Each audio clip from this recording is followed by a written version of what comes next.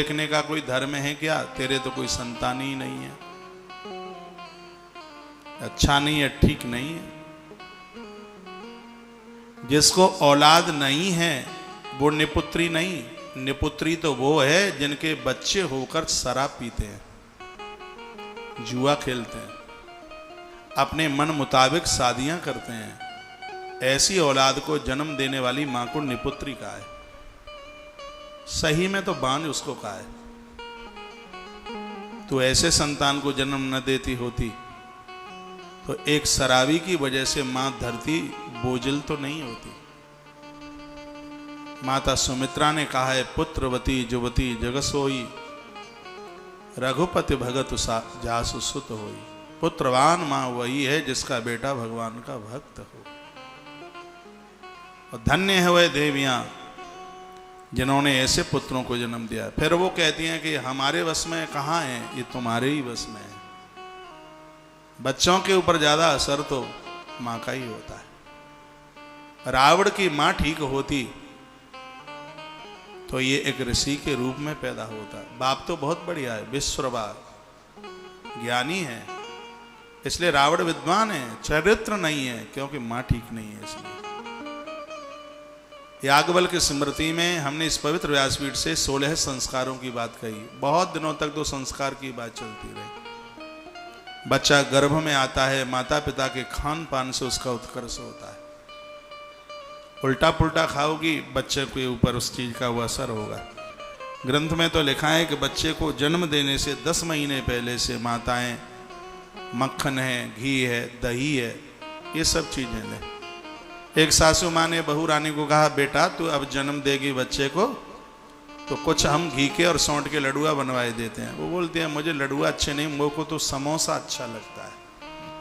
और समोसा खा के बेटा पैदा करे तो समोसा तो टेढ़ा ही आएगा। फिर जैसा समोसा वैसा बेटा। माताओं, मेरी भगनियों, ये तुम्हारी बहुत बड़ी तपस्या है लायक संतान को जन्म देने के लिए, और उसके लिए कुछ बातों का वर्णन किया है, वह मैं आपके बीच में निवेदन कर रहा हूं। 2 बातें मैं यहां बोल रहा हूं। एक तो जिनको संतान नहीं है उनके लिए, एक जिनको संतान है, बेटी ही बेटी हैं, वंश वृद्धि के लिए एक बेटा भी चाहिए, एक औषधि उनके लिए। मेरे पास में ये ग्रंथ है, इसको पढ़ लीजिए। क्या नाम है इसका? अष्टांग हृदयम। अष्टांग हृदयम संस्कृत में ग्रंथ है और बड़ा अद्भुत है। कैमरा दिखाइए भाई। ये ग्रंथ है अष्टांग हृदयम। महात्मा वाग्भट इसके आचार्य हैं। इस महापुरुष ने अपना पूरा जीवन इसी खोज में निकाल दिया। जो आज आप मसाले खाते हैं, ये सब महात्मा वाग्भट की देन है। आपके खान पीन पर औलाद का एक कितना बड़ा उसके ऊपर अच्छे या बुरे का असर पड़ता है, यह महात्मा वाग्भट ने अपने विचारों में इसको साबित किया है। अष्टांग हृदयम नाम के इस पवित्र ग्रंथ में वो इस श्राप को काटने की कोशिश करते हैं। अभिशाप ही है। वंश वृद्धि के लिए एक बेटा चाहिए। बेटी बुरी नहीं है, बेटी होनी चाहिए, लेकिन बेटियों के साथ एक बेटा भी चाहिए वंश वृद्धि के लिए। उसका भी समाधान है।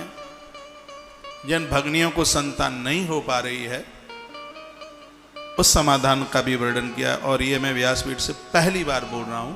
700 से ज्यादा मैंने कथाएं करी हैं भगवान की कृपा से, पहली बार बोल रहा हूं, तो इसको और ठीक से सुन लीजिएगा।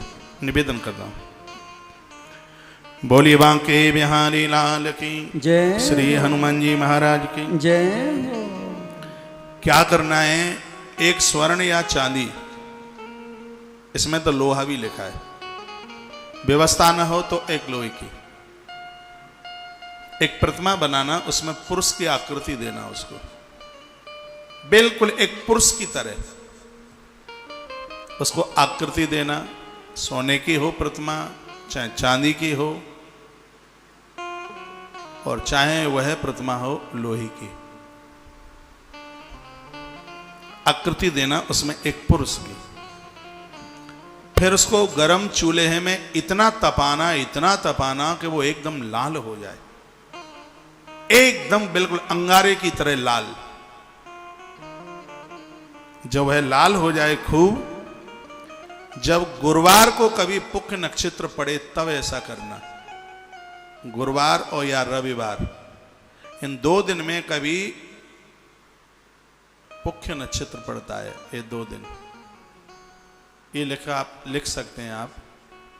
उस दिन आग में तपी हुई उस प्रतिमा को उसमें से निकालकर गौ माता के देसी दूध में उसको डुबो दीजिएगा।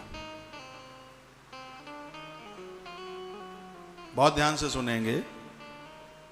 किसी पंडित जी महाराज के संपर्क में रहना, उन्हें पूछ लेना कि रविवार और गुरुवार को कब पुख्य नक्षत्र पड़ रहा है, चाहे गुरुवार को पड़े चाहे रविवार को। रविवार को पड़ता है पुख्य नक्षत्र तो उसको रवि पुख्य कहते हैं, और बृहस्पतिवार को पड़ता है तो उसको गुरु पुख्य कहते हैं। ये नक्षत्र दोनों ही दिन इतना प्रभावशाली है। जब ये नक्षत्र इन दिनों में पड़े, ये प्रतिमा पहले से बना के तैयार रखना। आप मुझे पूछें तो आप चांदी की बनवा लेना, ठीक है? सोना बहुत महंगा है। लोहा उसके लिए है जिसके लिए संभवतः नहीं हो पा, ज्यादा बड़ी नहीं, आप इतनी बड़ी सी बनवा लीजिए चांदी की प्रतिमा, उसको किसी स्वर्णकार के द्वारा उसको आप बनवा लें। अभी मैं इसका श्लोक बोलूंगा, इसका सूत्र बोलूंगा, उसको खूब आग में, उसका चांदी का रूप दिखे ही नहीं, पूरा अंगारे की तरह एकदम लाल हो जाए बिल्कुल। उस पुख्य नक्षत्र के समय पर गौ माता का कच्चा दूध, बिना उला हुआ कच्चा दूध लीजिएगा, तो ये तपी हुई ये प्रतिमा एकदम लाल हो रही हो, चिमटा से पकड़कर इसको उस दूध में छोड़ दीजिएगा। जब वो एकदम बिल्कुल उसमें शांत हो जाए, डूब करके बिल्कुल शांत हो जाए, और ये उपाय उस समय ज्यादा प्रभावी होगा जब कोई नारी ऋतुकाल के समापन में उसका 7वें दिन से कोई ऊपर का दिन चल रहा है, उस समय ये पुख्य नक्षत्र पड़ता है। और यदि यह उपाय किया जाए तो महात्मा भागवत क्या कहते हैं, देखिए उन्होंने लिखा है कि पुख्ये पुरुषकम हेमम रजतम बा अथवा यसम। हेम कहते हैं सोना, पुख्य नक्षत्र में सोना, रजत अथवा अयसम यानी लोहा, तीनों में से किसी भी धातु की प्रतिमा कृत्वा अग्निवर्णम, कृत्वा अग्निवर्णम, उसमें सोना चांदी लोहा दिखाई नहीं दे, उसका आग जैसा वर्ण यानी आग जैसा उसका रंग हो जाए, तब करके क्या करना है, निर्वाप्य क्षीरे तस्यांजलिम पिबेत। इसमें लिखा है कि उस प्रतिमा को आप दूध में डाल करके जब वो बिल्कुल बुझ जाए और इतनी ठंडी हो जाए कि उस दूध को तुम्हें वर्तन से नहीं, अंजलि पिबेत शब्द लिखा है, अंजलि ऐसे लगा करके या ऐसे लगा करके, एक भी बूंद जमीन पर गिरे नहीं, जैसे अंजलि लगाकर भगवान महादेव सागर के मंथन से जो निकला उसे पी गए। तो उस दुग्ध को वह नारी, उसको यह दुग्ध पिलाया जाए जिसको संतान नहीं है, अंजलि लगा करके ऐसे उस पूरे दुग्ध को पी जाए। महात्मा भागवत कहते हैं कि उस पुख्य नक्षत्र के दिन वह देवी इस दुग्ध को पिए, इसका प्रभाव है कि उसे संतान का जन्म होगा। अब अगला सूत्र देख लीजिएगा, जिनको बेटी ही बेटी है और बेटा नहीं है, तो भगवान की कृपा के द्वारा उन्हें पुत्र रत्न की भी प्राप्ति होगी। उसके लिए एक उपाय है, लिखा है कि क्षीरेण श्वेत बृहित मूलम नासा पुटेया स्वयं पुत्रार्थम दक्षिणे सिंचे बामे दुहित वृक्षया। इसमें ये लिखा हुआ है कि आपको पंसारी की दुकान पर सफेद फूल वाली कंटकारी जड़, ये जड़ का नाम लिख लीजिएगा, इस जड़ का नाम है कंटकारी जड़, और ये सफेद वाली इसमें दो आती हैं। तो श्वेत वाली कंटकारी की जड़ लीजिए, इसको गाय के दूध में इसको पीसा जाएगा, बिल्कुल जैसे आप चंदन घिसते हैं ना, उसमें पानी डाल करके उसको घिसते हैं। तो इसमें इस जड़ को गौ माता के दूध में, देखिए गैया का दूध कितना बड़ा प्रभावी है, इसको पीसा जाएगा दूध में, थोड़े से दूध में। यदि पुत्र की जरूरत है तो वह दूध उस गर्भिणी स्त्री के दाहिने नासिका के छेद में डालिएगा।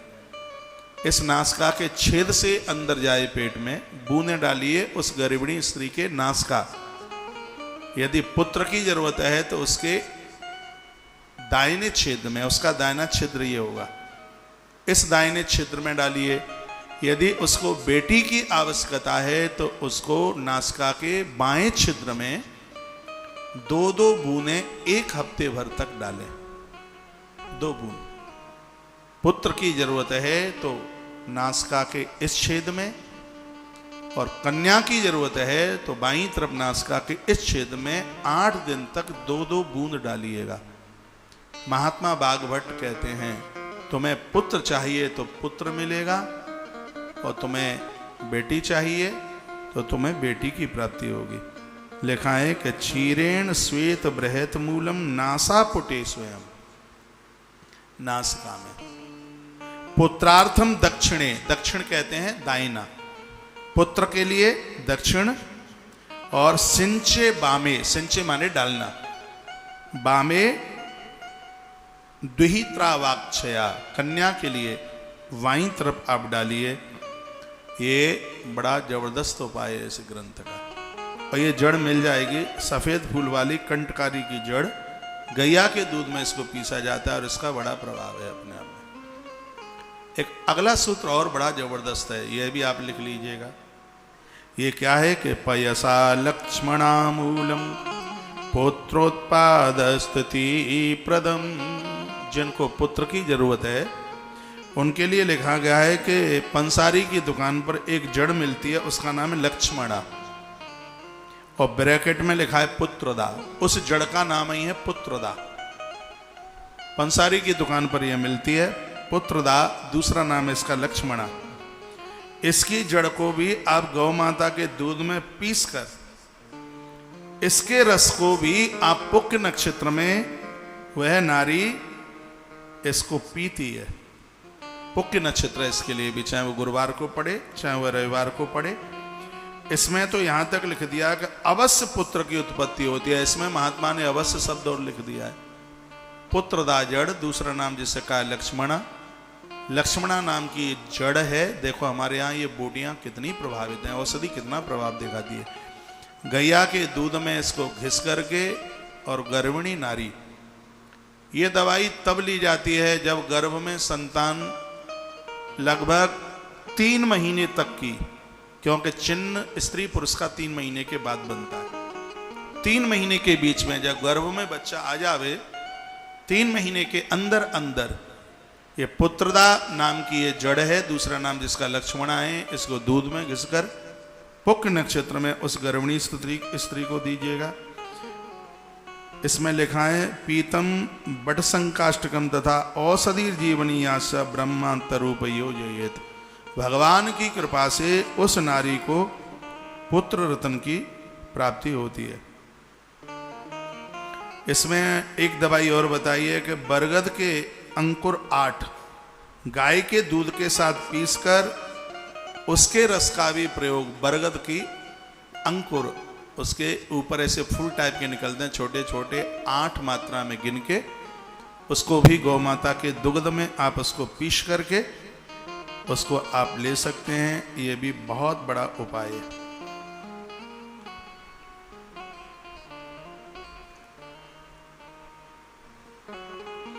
एक और बताइए भैया, बाजार में एक और औषधि मिलती है पंसारी की दुकान पर जिसका नाम है जीवक।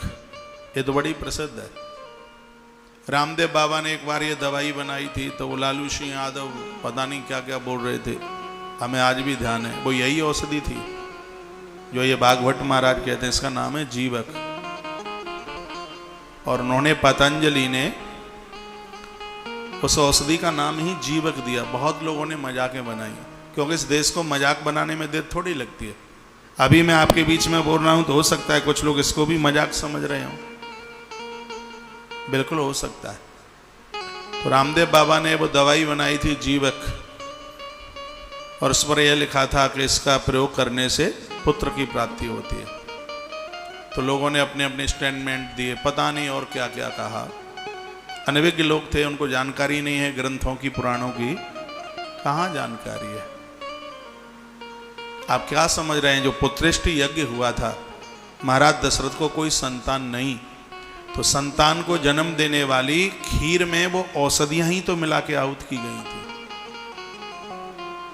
और यज्ञ नारायण भगवान प्रसाद लेके प्रकट, क्या प्रसाद में, क्या पंजीरी थी, लडुआ थे मगध के, क्या था प्रसाद में, उस प्रसाद में ये औषधियां ही तो थी, जिनको उन देवियों को प्रदानित किया जिन्होंने राम भरत लक्ष्मण और शत्रुघ्न जैसी संतान को जन्म दिया। इन चीजों में बड़ी ताकत है, ऐसी नहीं है, ये प्रकृति का ये दिया हुआ वरदान है। ये तो जीवक नाम की एक जड़ी आती है, इसको भी जल में या गौ माता के गौदुग्ध में इसको पीसकर पुण्य नक्षत्र में यह भी जीवक नाम की औषधि गर्भिणी नारी को दी जाती है। इसका भी प्रभाव है कि इसके द्वारा भी पुत्र रत्न की प्राप्ति होती है। महात्मा बागभट्ट ने जो अद्भुत सूत्रों को जो वर्णन किया है वो बड़े वंदनीय है, बहुत प्रणाम करने को लायक है। पूरे संस्कारों का उन्होंने वर्णन किया है, गर्भाधान संस्कार से लेकर के मृत्यु पर्यंत तक की उन्होंने बात कही है। कहा कभी स्त्री और पुरुष की त्रुटि और गलतियों की वजह से भी संतान का जन्म नहीं होता। फिर वो ये कहते हैं कि भगवान रूठ गया है। भगवान किसी से नहीं रूठता, भगवान नहीं रूठता।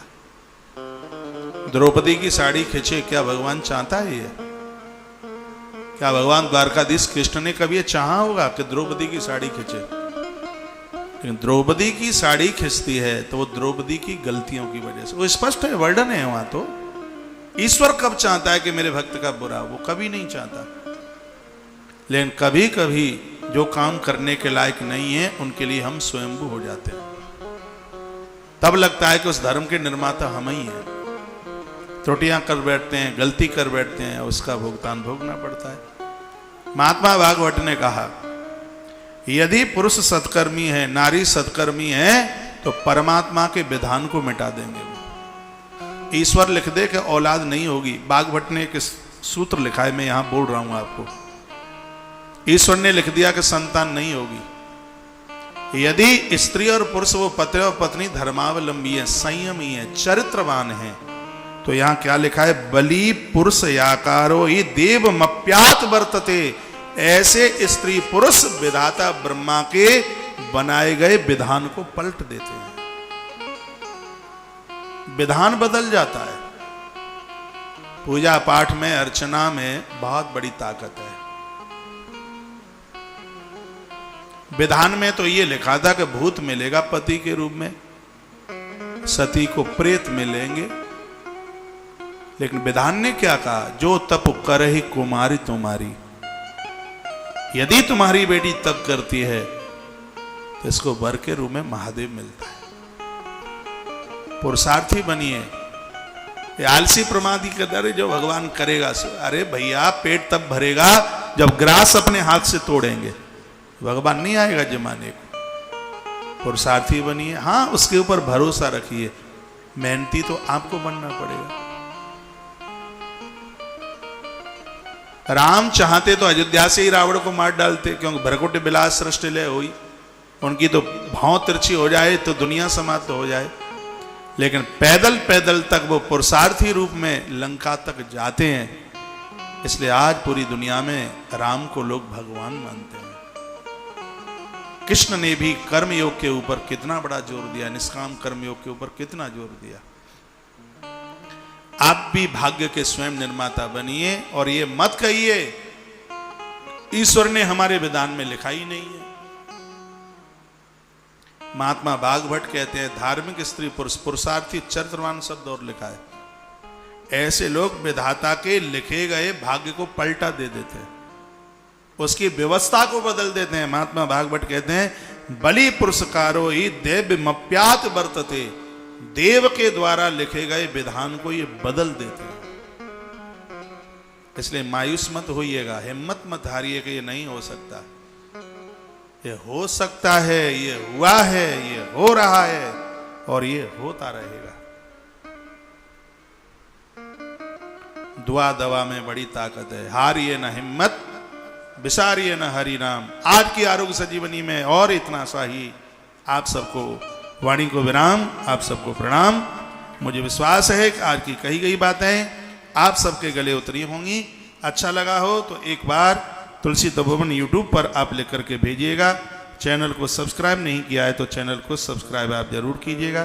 प्रोग्राम अच्छा लगा हो तो इसको आप लाइक करना ना भूलिएगा। आइए एक छोटे से कीर्तन के साथ आज की सभा को विराम देते हैं। पुनः राधाष्टमी की आप सभी भक्तों को बहुत बहुत मंगलमय शुभकामना।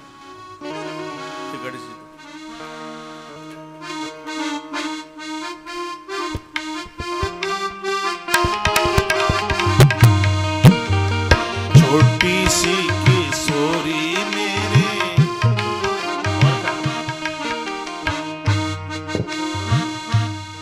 न भूल मत जइयो राधे रानी के चरण, मन भूल मत जइयो राधे रानी के चरण। राधे रानी के चरण, महारानी के चरण, राधे रानी के चरण, महारानी के चरण। मन भूल मत जइयो राधे रानी के चरण, मन भूल मत जइयो राधे रानी के चरण।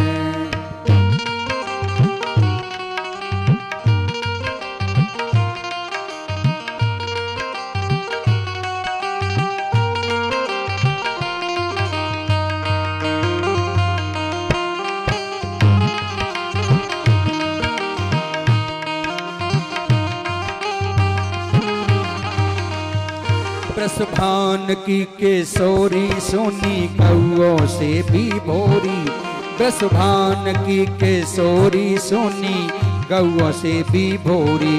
प्रीत जाने थोरी थोरी तो राखेगी शरण, प्रीत जाने थोरी थोरी तो राखेगी शरण। मन भूल मत जइयो राधे रानी के चरण, मन भूल मत जइयो राधे रानी के चरण। राधे रानी के चरण, महारानी के चरण, राधे रानी के चरण, महारानी के चरण। मन भूल मत जइयो राधे रानी के चरण।